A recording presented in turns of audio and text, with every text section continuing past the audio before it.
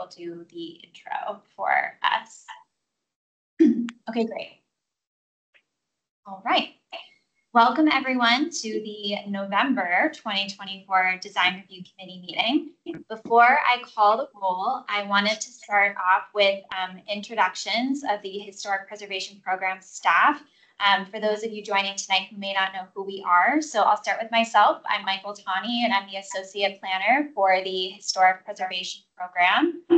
And John, you want to introduce yourself? Sure. I am John McNair. I'm the Historic Preservation Specialist for the Historic Preservation Program. So if any projects are ultimately approved, you will likely see me coming by at some point for inspections. Perfect. Okay, so now I'm going to call the roll to confirm that our DRC members are present. Omari Davis. Here.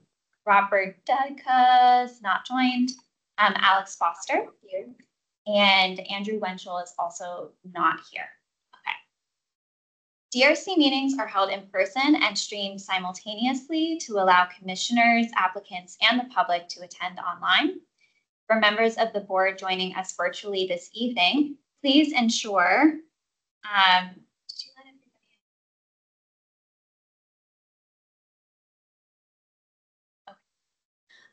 in? Let me see where I was.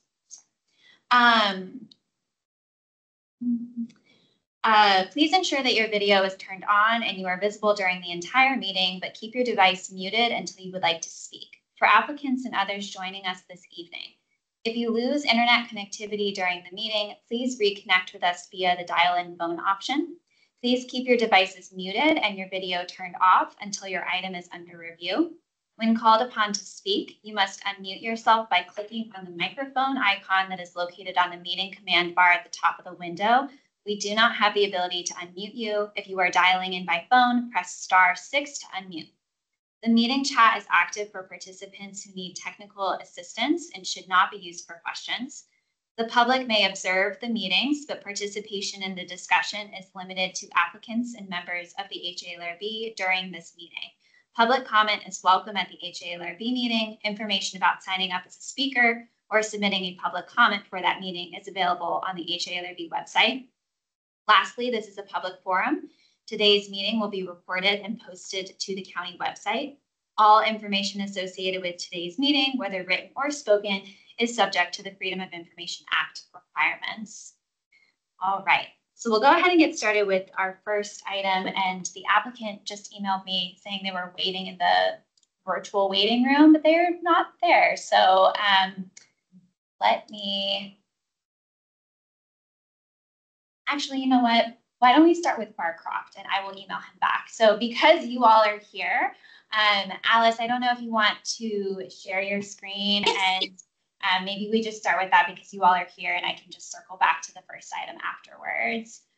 So really quickly, you all probably remember from the last month's HALRB meeting, it was decided by the HALRB that any future amendments would come to just the DRC. So the Barcroft team is coming tonight with very similar amendments that you all looked at last month, but for a different section in Barcroft. So Alice, feel free to take it away.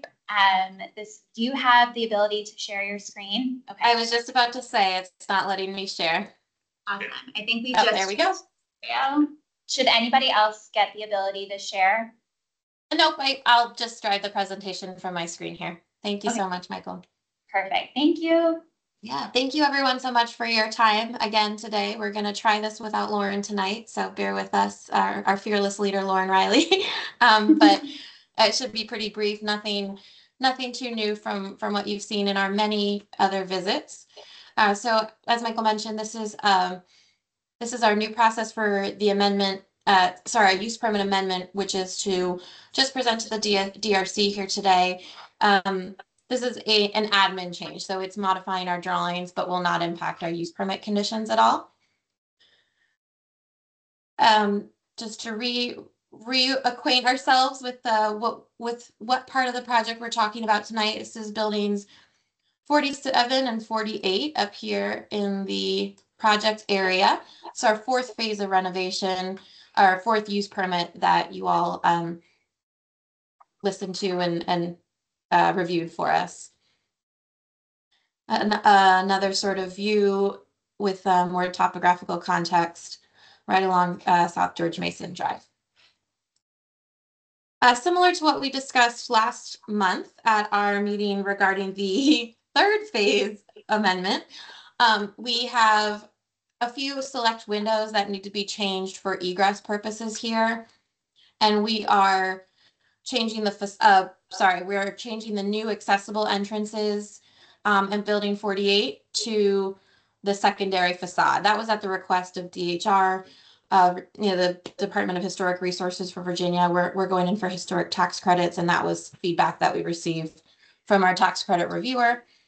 The building 47 window functionality changes are for egress in the very few select units in which we change the layout or the use slightly. Arlington County, our permit reviewers have come back and said those need to be egress, they need to be the casement windows for egress as opposed to single hung. Just for context, here's some existing photos of the buildings. The windows that we're changing in building 47 are down here and up here. Kind of hard to see there. But yeah, part of the so I think the most prominent change will be up off of George Mason here. But again, we'll get into the details of the change, but shouldn't be too major.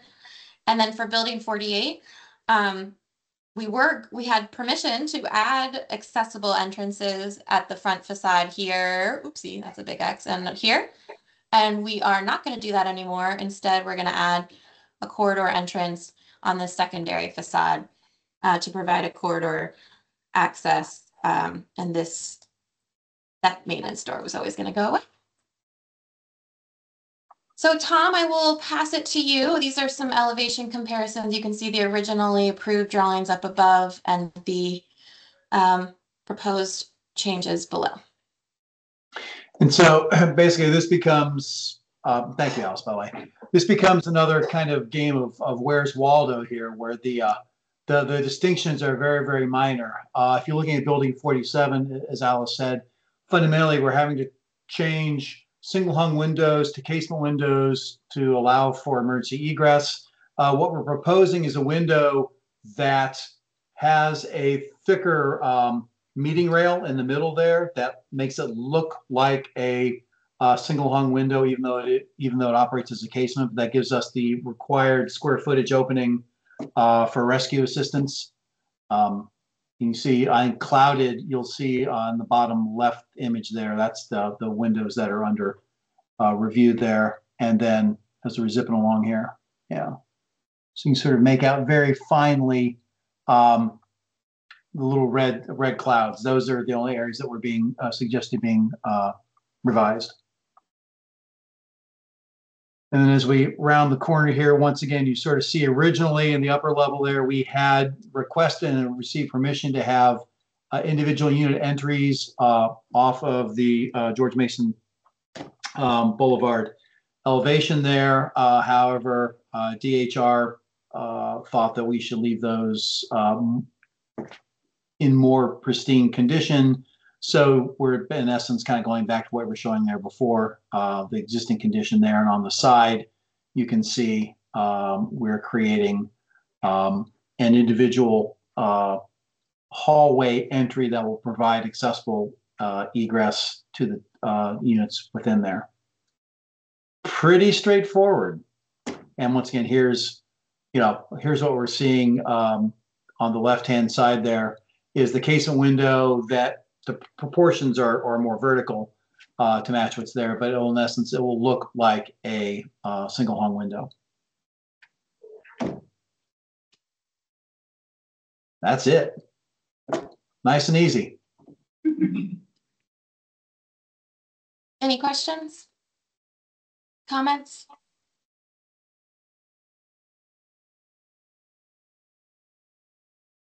I had one question about the window at the end there. So it's gonna mimic a single hung, and okay, so it's kind of like what you guys are doing for the last one, where you're putting it's a casement, but you're putting the faux meeting rail in the middle, just like the last.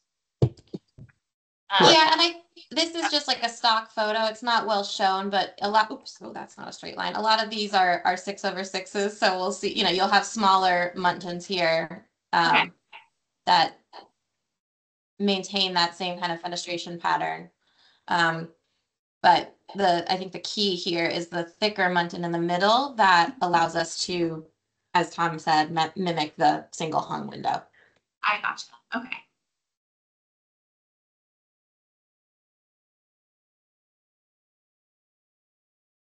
Any other questions? You want them to go back to some of the elevations?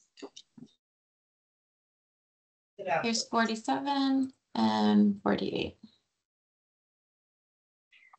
I will say one thing. So I think I mentioned, or I said that it was returning to its the facade's returning to its original condition, but in reality, these basement windows are smaller now. Correct me if I'm wrong, Tom, but there's the smaller sort of typical basement window that we have, and they will be enlarged like we've done in other locations. Correct. For egress. Okay. Correct. It's a single window punched opening versus the door and window combo with the awning overhead. Yeah, like you see, like oh yeah, but I think currently they're a smaller kind of basement style window. Correct. That wouldn't work correct. Because of the egress. So I'm sure most folks know this, but there's a requirement for a minimum square footage for a rescue assistance window, and that's what's kind of driving this. Is that both in terms of height and width, there's minimum dimensions you need to get to allow firefighters to get in and residents to get out.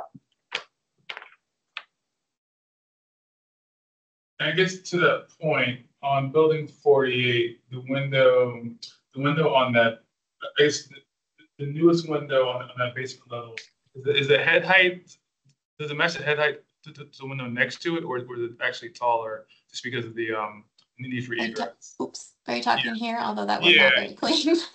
Yeah, that's I do that. Yeah, that's a consistent head height. And then the windows get dragged down a bit and to provide the required clear height.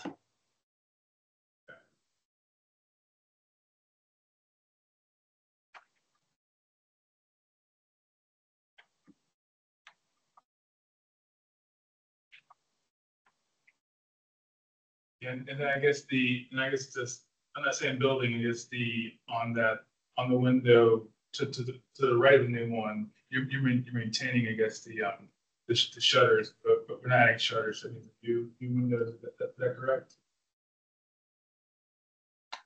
Yeah, so that one's maintaining it, I guess, the shutters and that. The other new ones. Correct. Or even here, oops, yeah. And I would say, Tom, that's consistent with kind of what you're seeing. If you look at this existing condition, although this is a smaller window, the more narrow windows typically don't have shutters. Like up here, it's the same. And as an architect, it drives me nuts to have little 18-inch wide shutters next to a 6-foot wide window, but we're not going to go there. I totally get that as well. Yeah. But clearly tacked on and non-functional. Yeah. Sometimes plastic, not at our hands, but from previous ownership. So it's not not the best situation, but we're making the best of it. Not your design choice per se. Tom, what does your cat think of all of this? Approval, I hope. She's purring massively, so I'm assuming she supports it. Okay. She had to add her 2 cents in about the shutter. Oh, okay. My admin assistant is always here when I need her. My admin assistant always turns up when I don't need her around, but you know, that's just that's her being a cat. What you can't see is her drooling on my paperwork right now, but that's all. The happy kitty. Any other questions for us? Nothing here. All right, Andy, any thoughts? No? All right. Okay, well then I will let Lauren Ferris know about our discussion tonight, and we'll probably just do a small report back to the HALRB, but I think she'll probably follow up with you, Alice, as in terms of like next steps and what thinking through like what other ones you might need to bring to the DRC next month. Absolutely. This won't be the last you hear from us. Thank you guys so much for your time tonight. Thank you. Thank you all. Have a good one. Bye-bye. Okay. All right. Well, thank you for pivoting. So Colin, Mr. Eckert has joined us. So we will go to his item on the agenda. Hi, Colin. How are you? I'm great. Thank you for understanding the technical problems with Teams. So happy to have joined you finally. Yeah, not a problem at all. I'm just going to go ahead and share my screen, and I will provide a very brief overview of your project. So please feel free to jump in at any point to correct me or to add anything you'd like to add. But it's a pretty straightforward project. It's in Maywood. This is at 3421 21st Avenue North.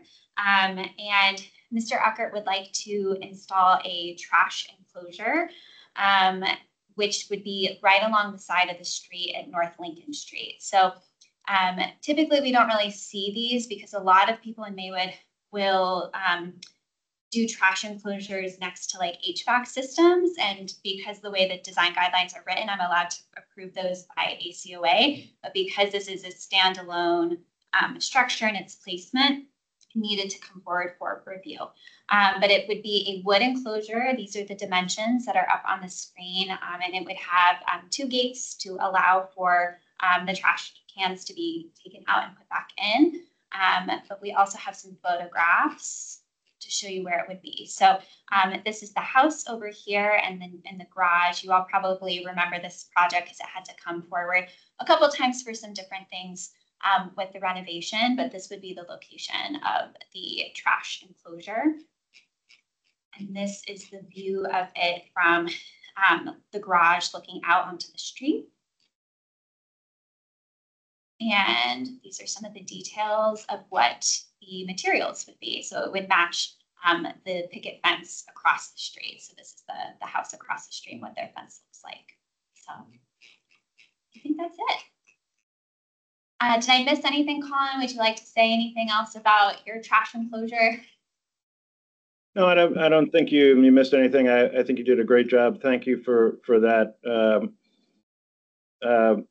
You know, early on when I contacted you about this, you indicated that a lot of people in Maywood put these types of enclosures next to their air conditioning units.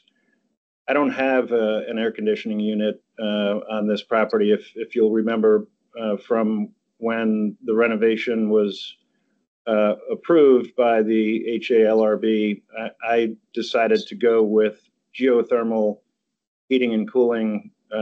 So the exterior of the lot doesn't have the air conditioning unit.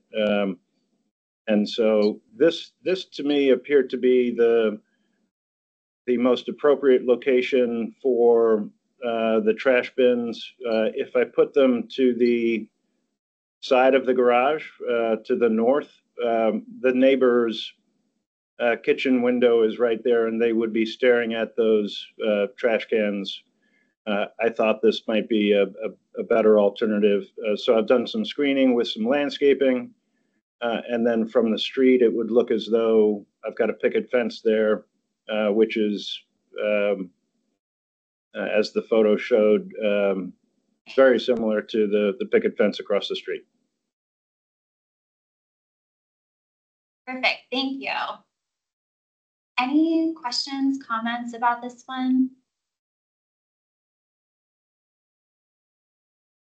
Is there a setback requirement for them? Is that more of a zoning, but it's good that it's structured so close, and even that fence is set back a little bit.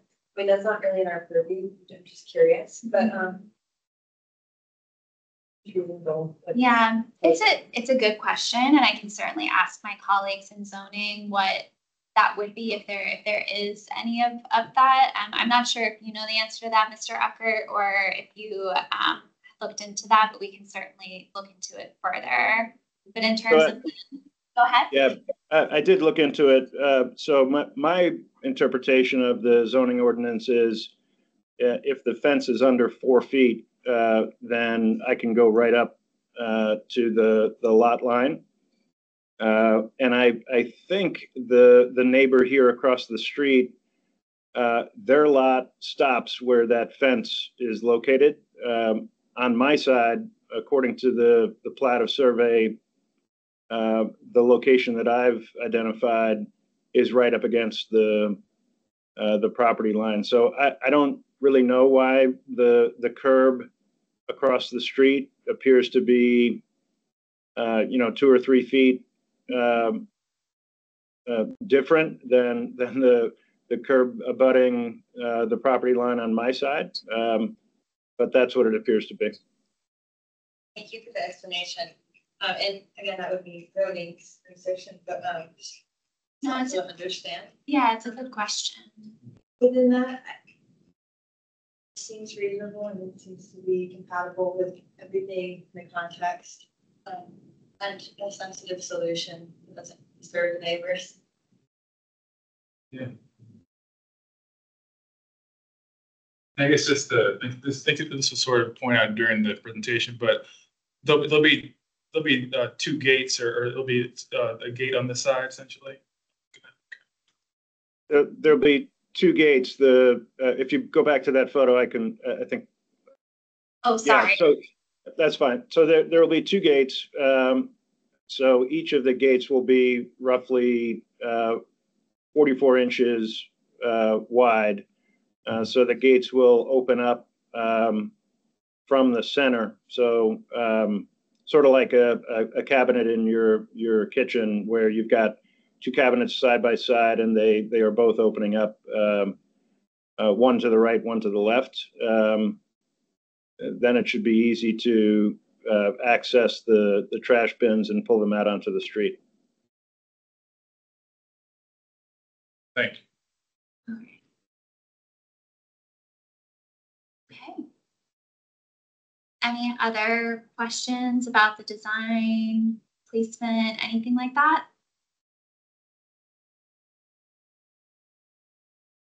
Okay.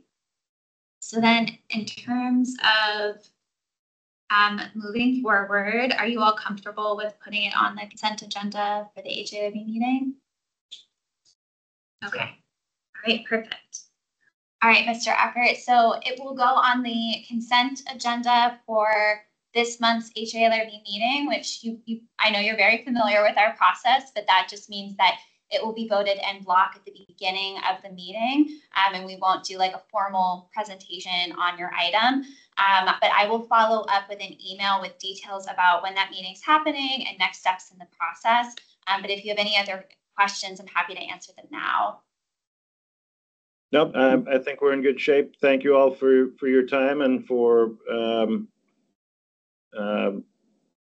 your attention to this proposal, and look forward to chatting more in a couple of weeks. Perfect. Thank you so much for joining us. We'll talk to you soon. Bye. Thank you. Bye.